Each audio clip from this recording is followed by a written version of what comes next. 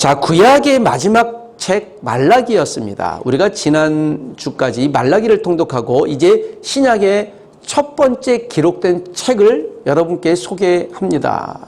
신약의 첫 번째 기록된 책은 우리가 번역된 현대인이 갖고 있는 책은요, 사복음서지만 여러 가지 정황을 보면 야고보서나 갈라디아서로 이해를 합니다.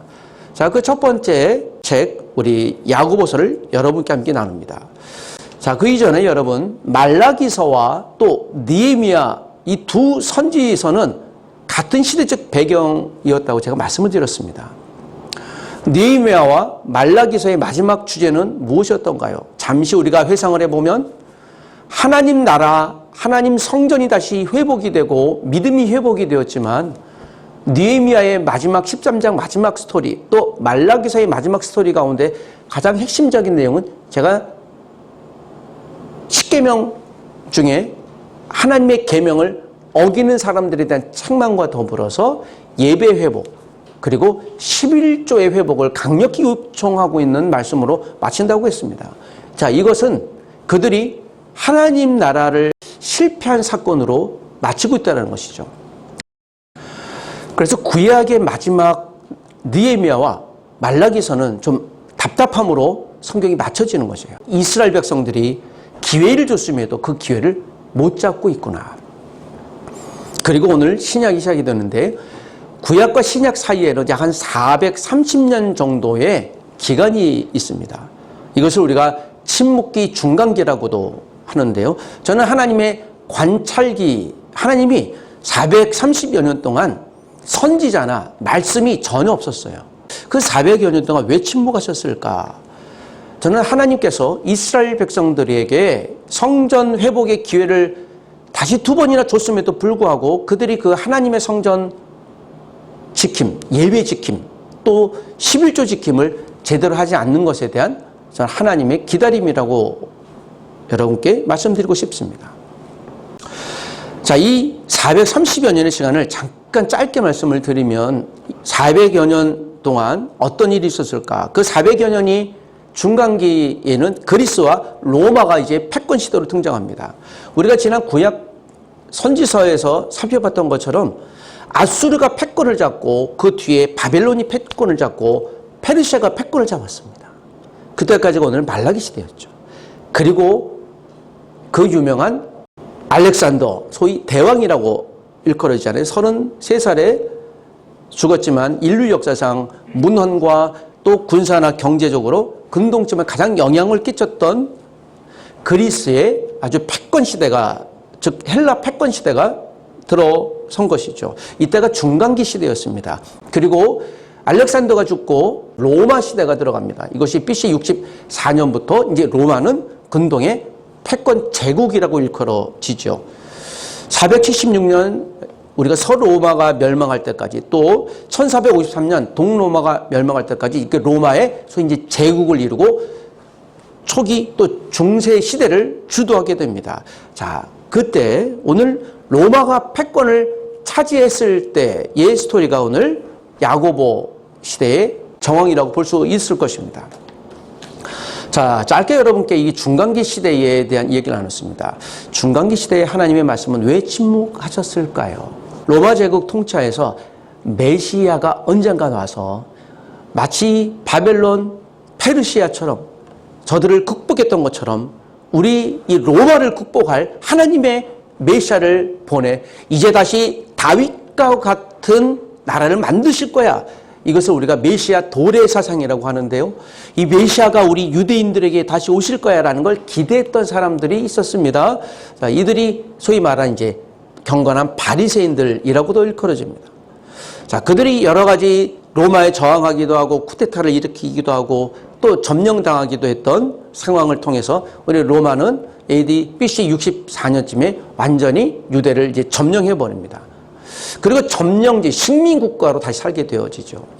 이스라엘 백성들이 식민시대의 그 고통스러운 삶을 여러분께 소개했어요. 그리고 그들이 식민시대를 살 때마다 마수르나 또는 바벨론이나 페르시아 식민지에 살 때 그들의 기도 제목이 무엇이었습니까? 하나님 다시 우리를 회복시켜 주십시오. 그 성전 회복시켜 줬잖아요. 그들이 잘 살았나요? 참 여기서 우리가 답답함이죠. 속을 어쩌지 저럴 수 있을까 하는 이 답답함이 우리 가운데 있는 것이에요.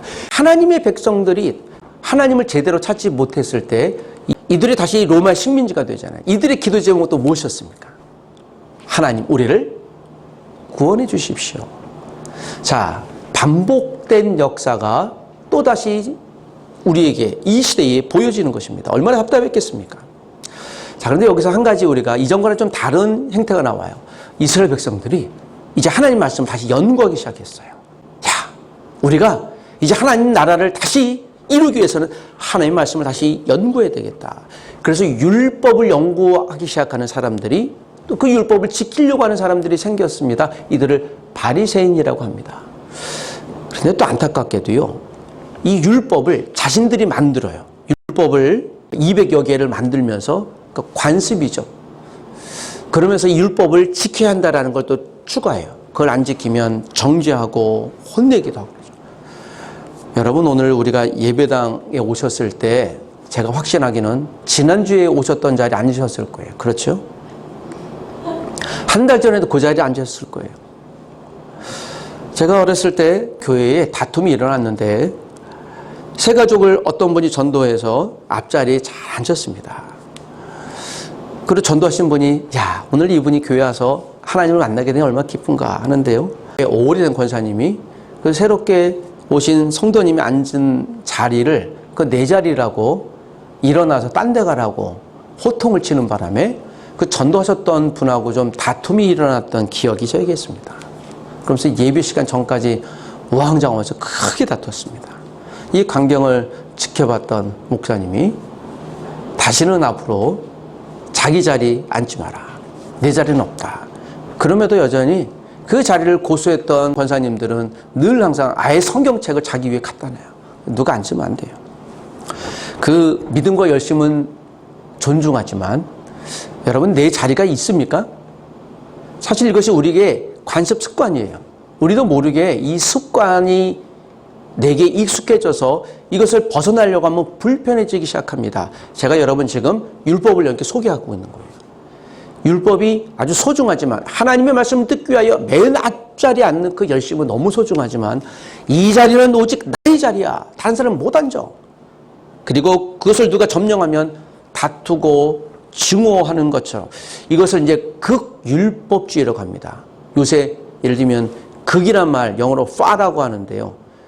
극우주의, 무슨 어떤 집단 있잖아요. 이것은 사이비 집단, 이상한 집단이라는 것 같아요. 이 당시 율법을 그렇게 해석했던 사람들이 주로 많이 있었어요. 그래서 초율법주의, 아주 극율법주의가 있었습니다. 자, 그 율법주의자들이 율법을 지키지 아니하면 구원을 받지 못한다라는 이야기를 해내면서요. 여러분, 예수 그리스도가 오셨습니다. 그런데 예수 그리스도를 율법 안에 가두고요, 메시아로 보지 않았습니다. 예수 그리스도를 메시아로 보지 않으니까 그를 결국 십자가에 못 박게 되죠. 우리가 그 예수 그리스도의 30여 년의 사건을 잘 기억하실 것입니다. 그러나 또 예수님을 따랐던 12 제자들뿐만 아니라 예수님의 그 12 제자들의 통해서 받은 복음을 통해 또 헬라의 7 집사님들이 죽게 돌아오게 되고 그 7 집사들이 초대교회의 아주 신실한 리더로 세워지죠. 그때 순교했던 한 사람을 기억할 것입니다. 스데반이라고 하는 한 집사님이 순교하게 되죠. 이때가 AD 한 35에서 40년 사이일 겁니다. 그리고 이때를 기점으로 예수님을 믿었던, 메시아로 믿었던 크리스찬들은 유대인들에게 아주 극도의 핍박을 받게 돼요. 유대인들이 그리스도인이 된 유대인들을 핍박하면서 이들이 이스라엘에 살지 못해요. 그래서 전 근동으로 또 그리스 지역으로 흩어지게 됩니다. 생존을 해서 흩어지게 되어지죠. 흩어지니까 그들이 믿음을 지키기가 굉장히 어려웠잖아요. 그들에게 오늘 야고보 사도께서 복음을 온전히 해석해 주기 위해서 오늘 야고보서를 기록했습니다. 야고보서의 그래서 수신자는 흩어진 하나님의 백성들이라는 표현을 씁니다. 12지파라고 합니다.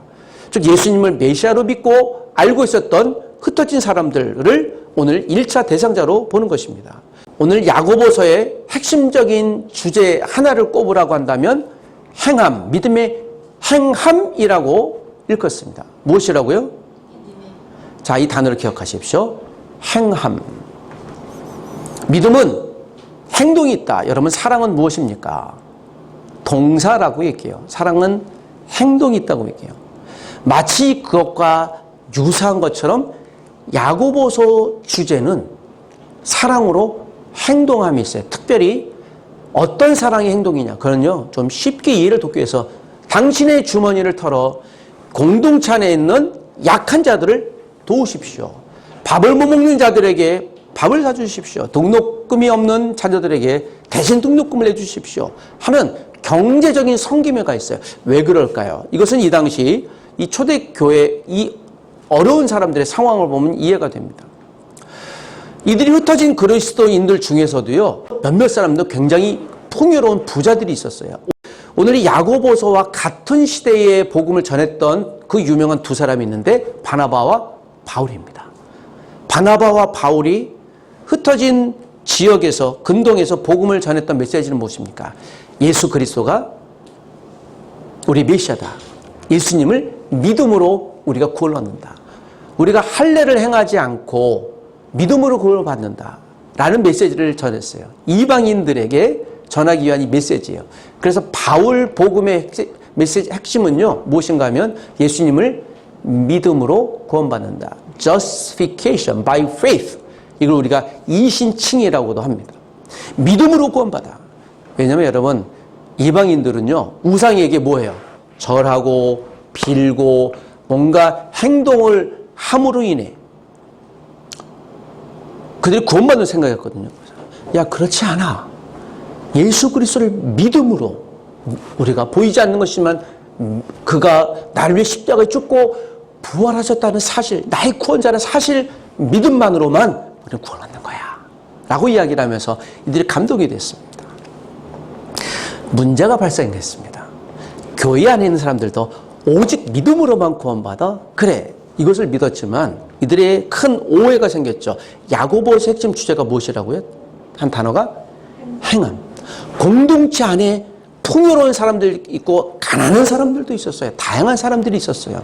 흩어졌던 그리스도인들이니까 얼마나 그들이 풍요롭게 살았겠습니까? 그 가난한 사람들에게 오늘 풍요로웠던 그리스도인들이 그들을 어떻게 해야 돼요? 여러분, 우리가 한 공동체로 모였으니까 우리가 어려움을 당하고 있는 분들을 도와야 되잖아요. 돕는 것은 어떻게 돕는 것? 자기 주머니를 털어도우라고 그랬잖아요. 그래서 우리 그리스도인 공동체는 경제 공동체예요. 이 당시 초대교회가 그런 공동체였습니다. 세상에선 지위가 역시 다르긴 해요. 인정을 해요. 그렇지만 공동체 안에 왔을 땐 우리는 하나야 라고 하면서 그들을 도우라고 해요. 그런데 오직 믿음으로만 구원받는다고 해서 이것만 취했던 어떤 그리스도인들이 돕지 않아요. 이거 오해한 거예요. 그래서 오늘 야고보서가 다시 등장한 거죠. 어떤 이들은 바울과 야고보가 서로 대립했다라고 봐요. 믿음만 강조하든지 행함만 강조하든지 이상한 거잖아요. 그런데 오늘 두 분은 서로 교회 공동체 리더십으로 존중하고 사랑했던 팀워크를 이뤘던 사람이에요. 그래서 부족했던 사람들에게, 오해했던 사람들에게 이 말씀을 전해야 될 필요가 있었어요. 왜냐하면 여러분, 교회 안에서 차별이 생기면 어떤 일이 벌어져요?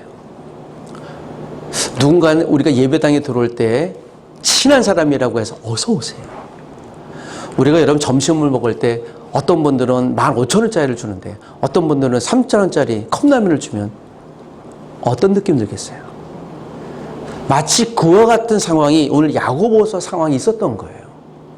나는 풍요로운데 나는 바울이 믿음으로만 살라고 그랬어. 나는 안 도와줘도 돼. 라고 하는 오해가 생긴 거예요. 우리 공동체는 다 한 가족이잖아요. 우리가 현대를 살고 있습니다. 여러분 혹시 어떤 자동차를 타고 다니세요? 얘기 안 해도 돼요? 예. 어떤 자동차예요? 자동차 이름이 무엇입니까?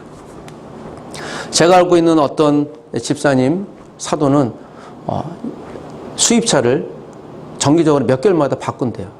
그 거의 수억 원대거든요. 그러면서 야, 목사님 또 바꿨대요. 그러세요. 근데 좀 불편함이 있는 거예요. 그걸 굳이 또 자랑을 해요. 네, 저는 오늘 이 차를 바꿔 왔는데요 하면서 꼭 얘기를 해요. 누가 듣고 싶다 그랬나? 그러니까 뭐가 되는 거예요? 비교가 되잖아요. 여러분, 내가 좋은 것을 갖고 있는 것은 편리하겠지만 다른 이들에게 그걸 자랑할 때 조심해야 되는 거예요. 그래서 제가 집값 올랐다고 자랑하지 말라고 그랬습니다. 자동차 바꿨다고 자랑하지 말라고 그랬습니다. 내가 자녀가 어떤 원하는 대학에 들어갔다고 자랑하지 말라고 그랬습니다. 내가 급여가 올랐다고 자랑하지 말라고 그랬습니다. 자랑은 하나님께 내기신 은혜예요. 그걸로 끝이면 돼요. 그렇지 못한 이들이 있을 거예요. 그들은 낙심할 거예요. 좌절할 거예요. 그들을 배려하지 않는 거예요. 마치 야고보서 핵심 주제가 이와 같았습니다. 이 공동체 안에서 사회적 배경 다르겠지만 공동체 안에 들어오는 순간 우리 모두 같다. 여러분, 우리가 모두 컵라면 먹게 되면 다 컵라면 먹어야 돼요. 도시락 먹게 되면 다 도시락 먹어야 되고요. 육개장 먹으면 다 먹어야 되는 거예요. 우리가 같은 차를 타면 다 동일하게 이 공동체 안에서는 우리가 버스 타야 되면 다 버스 타야 되는 거예요. 그러니까 다 그런 거예요. 오늘 이 야고보서는 회람 서신이었습니다. 이 당시에는 예배당이 없었잖아요. 그래서 군데군데 가정 예배를 할 때 아마 3-4 가정, 아마 이 동네에서 이렇게 모여 있을 거예요. 그게 수천 공동체였을 테니까 이 야고보서를 갖고 회람한 거예요. 어떤 가정이 3-4 가정 모였을 때 읽고 야고보 사도가 우리에게 읽으라고 했어요. 네, 이렇게 읽었던 회람 서신이에요. 그러니까 각기 상황이 다 달랐을 것입니다. 야고보서의 1장의 특징은 정말 믿음이 무엇인가를 이야기하고 2장에는 행함 없는 믿음은 죽은 믿음이라고 하면서 행동을 다시 강조해요. 3장에는 믿음의 관리를 얘기해요. 그래서 혀에 대한 이야기를 해요. 함부로 얘기하지 마라. 혀는 권세가 있다. 제가 받은 배경과 비슷해요. 너 혼자 잘난 체하지 마라. 다른 사람들 배려해라. 그럼 말하는 게 중요하다는 것과 이 4장은 오늘 우리가 읽었던 것처럼 그러면 과연 믿음은 무엇인가? 믿음은 우리가 거룩한 싸움에서 승리될 것인데 라고 하면서 믿음의 본질을 이야기하는 것입니다. 믿음은 싸워서 얻는 것이다. 싸워서 얻는다는 것은 무엇이에요? 생존, 문제라는 거예요.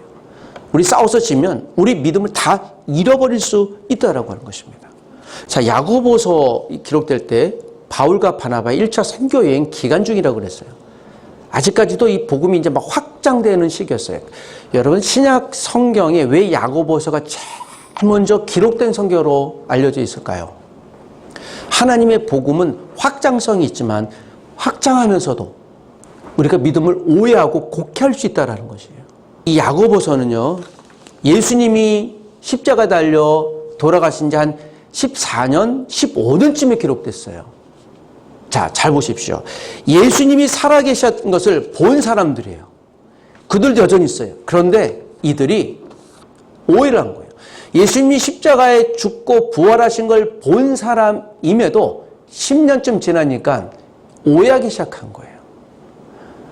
하물며 여러분, 우리는요, 정말 매주일마다 하나님의 말씀을 보지 않고 서로 성도 간에 교제하지 않으면 우리의 관계가 멀어질 수밖에 없는 것입니다. 상대방의 상황을 이해하는 것, 이것을 우리가 공감이라고 해요. 상대방의 위치에 서서 저 사람이 왜 저랬을까 하면서 그분의 위치에 가서 생각해 보는 거예요. 저분이 그래서 그랬겠다라는 걸 이해하는 걸 우리가 요새는 공감이래요. 요새는 공감의 시대라고 하지 않습니까? 상대방이 싫으면 하지 않는 거예요. 여러분, 인류 최고의 공감은 무엇입니까?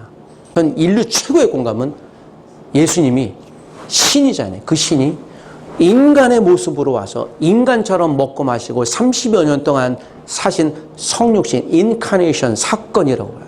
예수님이 인간으로 오신 것보다 더 위대한 공감은 존재하지 않아요. 우리가 여러분 아무리 강아지를 사랑한다고 해서 우리가 강아지가 될 수 있나요? 우리가 여러분 아무리 개미를 좋아한다고 해서 개미가 될 수 있습니까? 없어요. 심지어는 여러분 내가 아무리 자녀를 사랑한다고 해서 자녀 똑같이 될 수 있나요? 안 돼요. 못하는 겁니다. 이런 의미 속에서 여러분 최고의 공감은 상대방의 마음을 헤아리는 거예요. 오늘 이 야고보 사도가 바로 이 공감의 메시지를 보내는 거예요. 우리 공동체 안에 다 와 있으면 여러분 서로 공감하세요. 공감이라는 게 뭐라고요? 상대방의 마음을 그러니까 헤아리는 거예요. 우리는 다 알지 못해요. 그렇지만 생각해 보는 거야. 아, 저분들이 왜 저랬을까 하고 생각하는 것이에요. 지난주 우리 유학생 2명이 우리 교회에 새로 오면서 제가 생각이 많아졌습니다. 외국인 학생들이 올 때마다 제가 설교 준비를 달리 해야 돼요. 번역도 달려야 되고 한 단어 할 때마다 이걸 알아들을까 어떻게 해야 되지? 이제 그러면 설교 시간이 굉장히 길어지고 제가 굉장히 부담이 몇 배로 가중되기도 합니다. 이전에는 뭐 5개, 6개 나라에서 학생들 오면 처음엔 좋았는데요. 나중에 보니 이리도 불편한 게 없어요. 이 한마디라면 저기 알까 저분이 알까 또 그 하나 단어를 해석하는데 하루 이틀 가요. 그래서 제가 야 이거 진짜 힘들다. 너무 힘들다. 그럼에도 불구하고 그들을 복음을 섬겨야 되는 우리 일이니 여러분 제 마음을 공감하십니까? 예, 목사님 참 안 됐다. 그럴 수는 있지만 괜찮아요. 공감이라는 그런 것입니다. 오늘도 아르바이트 하면서 못 왔잖아요. 그러니까 공감하는 거예요. 저 친구들이 저렇게 살 수밖에 없구나. 우리 저들을 어떻게 해야 되지? 어떻게 도와야 되지? 하고 하는 겁니다. 오늘 이 공감의 시대에 믿음을 다시 이렇게 정의를 해요. 제가 오늘 야고보서에 있는 내용을 좀 서두를 길게 얘기했어요. 이 배경이 이해되지 않으면 야고보서에 있는 내용은 파편적으로 이해될 수밖에 없어요. 여러분 혀를 조심해야 돼요. 하면 말 조심하세요. 이런 교훈밖에 얻을 수가 없는 것이에요. 우리가 읽었던 1절에서 10절까지에 있는 이 믿음에 대한 정의를 이렇게 내려요. 믿음은 겸손이란 열매를 맺는 뿌리다. 1, 2, 3절 다시 한번 잠깐 보시면 너희 중에 싸움이 어디로부터 다툼이 어디로부터 나누냐라고 해요. 그러니까 싸움을 얘기를 합니다. 너희 중에 즉 교회 공동체 안에 무엇이 있는 거예요? 여러분 잘 다투십니까? 부부 싸움 하십니까? 부모 자녀 싸움 하십니까? 혹시 성도들끼리 좀 싸움 하십니까? 그래요? 우리가 그래요. 여러분 내 스스로 나와 또 싸움 하십니까? 여러분 제가 이 배경 속에서 왜 이 4절에 있는 이 싸움이 등장하는지 이해를 하실 거예요. 그런데 1절에 보니까 이것이 정욕으로부터 난다고 그래요. 정욕. 정욕이 무엇이에요? 2절에 있는 대로 욕심과 같아요. 이 정욕이라는 말이요. 헤네도라는 말인데 이게 쾌락 향락을 얘기해요. 말하는데 인간적인 모든 정욕 다 얘기하는 거예요. 예수님을 보았던 사람들도 정욕 같은 것이 너무 많아요. 욕심을 내어도 우리가 정욕으로 구하는 게 너무 많아요. 여러분 그래서 우리의 기도 제목을 한번 살펴봐야 될 점 있습니다. 유치원에 다니는 아이들, 여러분 우리 어린 아이들 보면, 애기들 보면요, 간구하는 게 무엇이에요? 엄마한테, 아빠한테 무엇을 원합니까? 단순하잖아요. 주로 아이스크림, 먹는 거, 부모님의 사랑, 관심 그런 것들 원하지 않습니까? 그러니까 본능이에요. 그러니까 거기엔 각색도 있지 않아요. 그런데 우리가 커가면서 점점 눈치를 보기 시작해요. 지금 내가 아이스크림을 먹을 때인가 아닌가? 이거를 간구할 때가 아닌가? 눈치 보기 시작해요. 점점 가면서. 그래서 우리의 기도는요, 눈치 보기 시작해요. 그러니까 각색되기 시작하죠. 근데 여러분, 이 정욕, 욕심으로 구한다는 것은 무엇입니까? 내가 원하는 것을 내 마음 가운데 원하는 것은 틀리지 않지만 그것이 세상에 물들었다는 거예요. 3절에 보니까 구하여도 받지 못하면 무엇으로 쓰려고요? 정욕으로 쓰려고. 이게 육체적인 쾌락, 향락을 의미하거든요. 그러니까 내가 자꾸 원하는 건 내 욕심이 많아요. 그러니까 정욕으로 쓰려는 게 많은 거예요. 이 당시 사람들 1차 수신자가 그랬어요. 교회 안에 있는 사람들에게 주신 말씀이니까. 세상 사람들 아니에요? 야, 예수님을 직접 봤던 사람들도 구하는데 그렇구나. 이 말씀은요, 우리가 잘못 구하고 있는 게 많다라는 거예요. 우리 기도가 거듭나야 돼요. 우리 기도 제목은 대부분 이처럼 왜곡된 것이 많다라는 걸 이야기하고 있는 겁니다. 여러분, 우리의 기도 제목은 혹시 안녕하십니까? 내 기도 제목을 하나님 입장에서 본다면 어떤 생각을 하겠습니까? 오스트리아 역사학자 폴 프리샤우라는 분이 있어요. 이분은 100년 전의 학자거든요. 이분이 당시 그리스 로마 사회의 향락 문화를 이렇게 설명했어요. 로마인들이요, 남자들이 10살도 안 된 여자아이들하고 결혼식을 미리 한대요. 왜냐하면 처녀가 없기 때문에. 그래서 그 꼬맹이들하고 이미 결혼해서 보장받고 싶다는 거예요.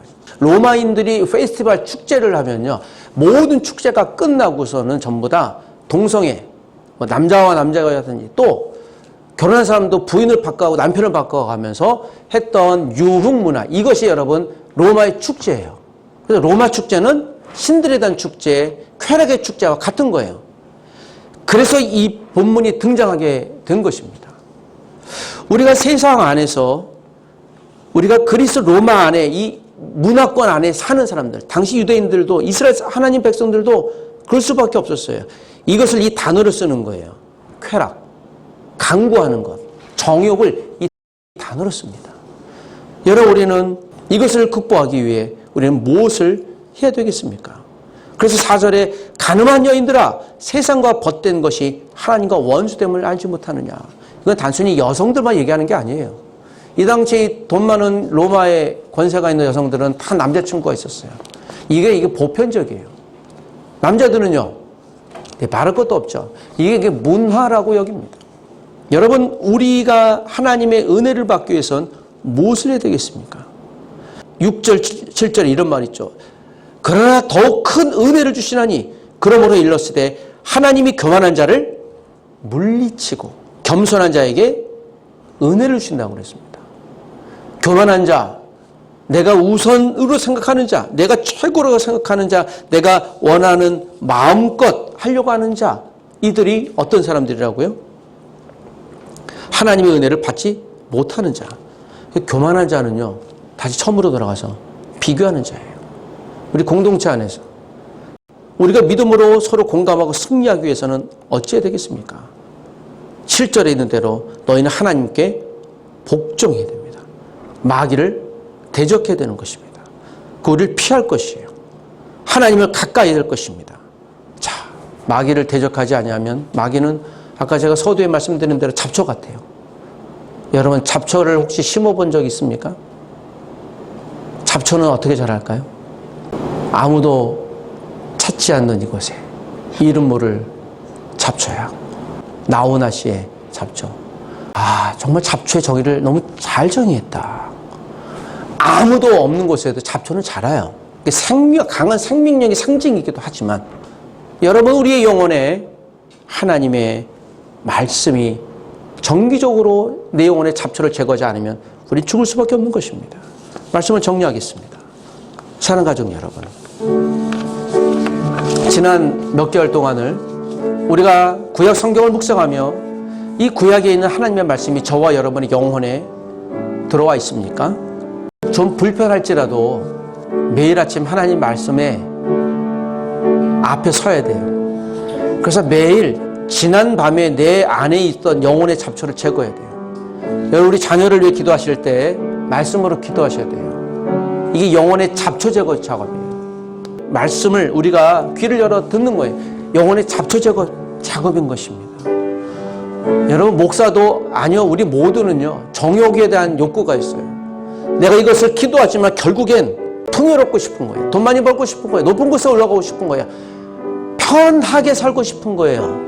하나님의 샬롬 평안이 아니라 내가 컨비니언스, 편안하게 살고 싶은 거예요. 한국에서 편의점이 6만 개예요. 어제 기네스북에 올랐어요.